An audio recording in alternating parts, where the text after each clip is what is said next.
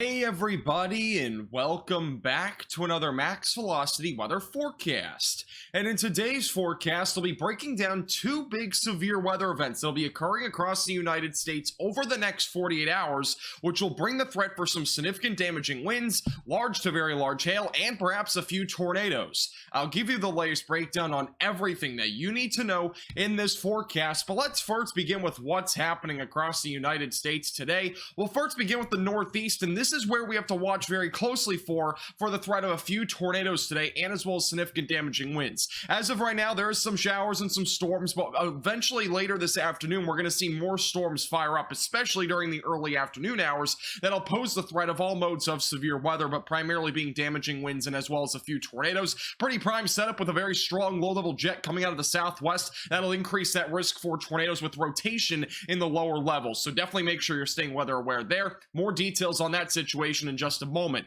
Further back out to the west, we have a low pressure system up back into Canada that is actually bringing some showers and storms to parts of the Midwest today, and that's where we have another risk for severe weather as well. Again, another risk for severe weather in the upper Midwest. We'll be watching for significant hail, damaging winds, and perhaps even a few tornadoes as well. Be talking about more on that here in just a moment. And then further down the south and west, some more convection. A lot of this is pretty minor, but near a high pressure system that's located back down in the Four Corners states. There's a high pressure system there. That is our heat dome that has been bringing relentless heat to a large chunk of the country, and that is still sitting there, and that is going to continue to expand with more heat across most of the lower 48. So it's going to be very hot over the next several days because of that high pressure system, but there is some shower and storm activity with that, which is bringing very minor relief overall in comparison to what we're seeing with that massive heat wave. Now let's talk more about the weather pattern that's occurring across the United States, and it's a very interesting one because right now in the jet stream, our jet stream's located all the way back up here into parts of Canada and really the northern United States. That's where the strongest upper level winds are located right now.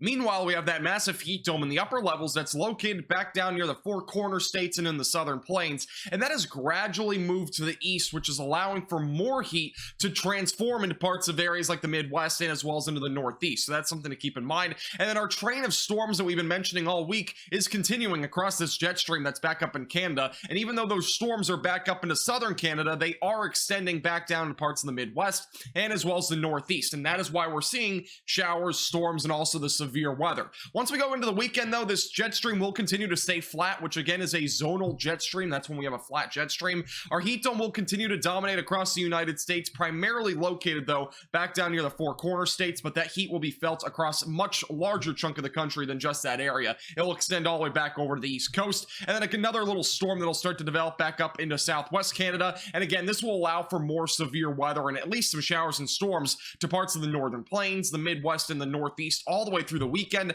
and then into early next week. Once we get closer to Monday into Tuesday, notice a bit of a difference here. The jet stream becomes a little bit more dipped, which will allow for more of a meridional jet stream, which has more curvature to it, and our ridge is going to be located back down in the central and southern plains and back near the Four Corner states. That's where the heat dome will be, but notice where the jet stream dips down to. It'll allow for a cool down back up in the Northeast United States, so some cooler weather over here because of that dip. We'll have some winds coming out of the north that will allow for some cooler weather with high temperatures perhaps in the 70s and maybe even some low 80s as well, which is below average for those areas for this time of the year. Once we get closer to mid next week, that jet stream will continue to stay very lifted off to the north if you're in the Great Plains, so that ridge will actually move further to the east, allowing for more heat to transfer over to the east, and that will allow for that heat dome to continue to expand more to the south and east and north and west. And then that cool down will continue across the Northeast, so overall the jet stream again is not going to be moving a whole lot, but there will be some changes, especially for the Northeast, that will allow for some cooler weather. But for the remainder of the country, that heat is going to continue, and this is the current outlook today for the watches and warnings across the United States. Notice all the orange boxes, those are heat advisories extending from Texas back through the Northeast, and we have excessive heat warnings for parts of the Midwest and as well as back through the Central Plains. Definitely make sure you're limiting your outdoor time today if you have any plans to be outside. It will be very hot with heat indices as high as 115 degrees in some areas. Now let's talk more about the severe weather potential for the next few days, and we're going to begin with today. Today's risk is going to be across two different areas, one of which is back in the Midwest. That is where we're watching for damaging winds and large hail, maybe even some storms with very large hail, and perhaps even a couple tornadoes. Back in the Northeast, this is a bit more of a concerning risk. We're watching for primarily damaging winds, but with the most intense supercells, there will be a chance for a few tornadoes. So you want to make sure you have your tornado action plan in place just in case you're under any tornado warnings today, and make sure that you are staying weather aware because there will be a chance for a few tornadoes there. And since it is tossing trampolines on tall trees Thursday, we cannot rule out the threat for flying trampolines, especially across parts of the Midwest. Notice there's a hatched area near Minneapolis and as well as northwest Wisconsin. That is where we could see damaging winds exceeding 75 miles per hour out of an isolated storm or two. So definitely make sure you hatch down those trampolines. Back in the Northeast, we were watching for a similar threat, but damaging winds will probably peak at about 70 miles per hour, not nearly as high as what we might see later today in the Midwest. Large hail concern is primarily across areas like Minneapolis and back through western Wisconsin. That is where we could see some significant hailstorms up to 2.57 inch diameter hail, which is the size of baseballs. So protect your vehicles and as well as cover your plants outdoors. Tornado risk for today is primarily located in the Northeast. Notice though there is a very small area near Minneapolis and back through western Wisconsin where we could maybe see a brief tornado, but the threat is pretty low. This is the tornado risk in the Northeast right now in southern Maine as well as southeast New Hampshire, parts of Massachusetts and northern Connecticut. That is where the best chance is for a few tornadoes. But notice the better chance for a tornado will actually be here. That's in southern parts of New Hampshire and as well as southeast Vermont, and that is because a warm front will be parked there in parts of central and southern New Hampshire,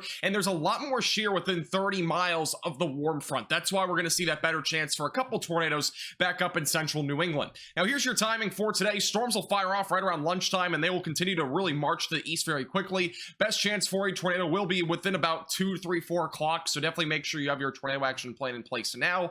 Once we get closer to around 4, 5 o'clock, those storms are moving toward Boston and eventually into southeast New England, where more storms will continue to move through Cape Cod. Overall, by 6 to 7 o'clock, severe weather should be done by then. So really, primarily, this threat will be during the early to mid-afternoon hours, so definitely make sure you're staying weather aware there.